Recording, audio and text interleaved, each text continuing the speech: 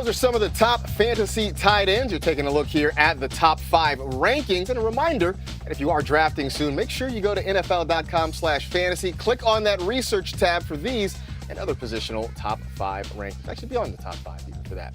All right, it is positional breakdown time with the tight ends. And Adam ranked this position has a tier 1 of, well, just one. It is Travis Kelce. A tier 2 that is 2 members deep with Darren Waller and George Kittle.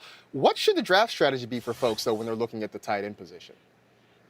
You know what? I think you should change it up because over the last couple of seasons, I've been a pretty big advocate of drafting a tight end very early, taking Travis Kelce at the end of the first round. But now I just punt on the position very early on. And the big reason why is it's kind of like when you go to a restaurant or whatever, and it's really cool. It's a cool little hole in the wall. Then there's a couple of Yelp reviews, and now everybody's there. You can never find a seat, and then you got to go find something else. So I think that everybody is really starting to go all in on getting these tight ends in the first 2 rounds. I'm very happy letting that happen and then just moving on and addressing the position later because I have identified some guys at the end of the draft who can be very valuable for you given the price. Well, Florio, one of the names that we've talked about a lot this offseason is Kyle Pitts. The word unicorn keeps coming up whenever we talk about Kyle Pitts. When you look at him, where are you comfortable drafting him? What are your expectations for him this year? I like targeting him in the 5th round of drafts this year after I've locked down a couple of running backs and receivers. And the expectations, I mean, he is all upside. He is the upside to finish as the tight end 4 and approach that elite tight end tier that we all talk about in the early rounds. I mean, this guy is basically a wide receiver playing the tight end position. Marcus, we do not call this guy a unicorn for no reason.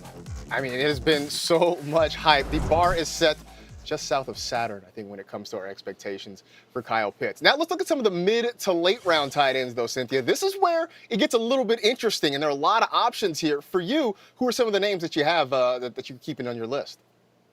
Well, relative to his value, Tyler Higbee comes up to me as a great opportunity.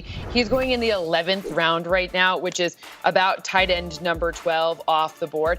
That's an interesting high upside pick. Remember, Gerald Everett, he is now in Seattle, which means he's not a Ram. And then now you have Matthew Stafford here. Stafford really liked to target TJ Hawkinson. I understand, completely different team, completely different set of wide receivers, but that situation, you know, that the check down situation is going to be one where the tight end and that big body, especially if you're in the red area, is going to be valuable. So I'm not suggesting he's going to be a top 2 or 1 tight end, but I think this is a great late round value if you do punt in the first few rounds. A guy that I'm starting to find some good value in is Logan Thomas. And last year, it felt a lot of times like he was just out there getting his steps in. He ran more routes than any tight end in the NFL. That includes Travis Kelce.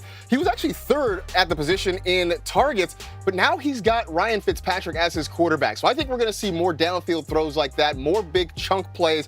Let's remember, this is a guy that really is essentially in just his 2nd season as a full-time tight end after being converted from quarterback in college. He's learning the position, but he's really stepping up, and I think there's a chance for him to get a ton of targets in this Washington offense this year.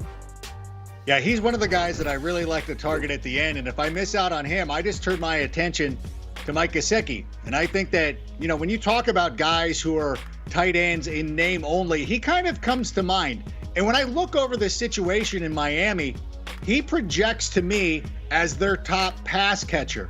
And I think that he's probably going to be the most consistent guy. He had the most receiving yards with Tua during the preseason. He's been a top 12 fantasy tight end in back-to-back years, and yet he's usually like the 12th or 11th tight end off the board. I just don't get the disconnect, but you know what? He's somebody that you can wait on, grab early, and then reap the rewards this season. I like Gesicki, but my favorite late round tight end is Gerald Everett on the Seahawks now, and I like him because of Russell Wilson. Last year, 27% of his red zone passes, and in his career, it's 25%. They've gone to tight ends, so that should lead to a lot of touchdown opportunities for Gerald Everett. Plus, defenses are going to focus on the receivers and their downfield ability there, which is just going to help open up room for Gerald Everett to operate underneath and lead to a lot of opportunities for him to catch and run. the Seahawks tight end usage near the goal line is why we kept trying to make Will Dissly a thing for a number of years there. So that'll do it for our tight end positional preview. Tomorrow, we break down the often overlooked defense and special teams. You got to include that ST in there as well. We'll find some ones that can help you get some W's for your fantasy season. That's tomorrow at 6 p.m. Eastern on NFL Network. Coming up on NFL Fantasy Live, season totals to expect in Cynthia's higher or lower, but first, Rank and Florio reveal a handful of fantasy seeds you should draft late and wait for them to grow into players you can count on for your championship runs. Stay tuned.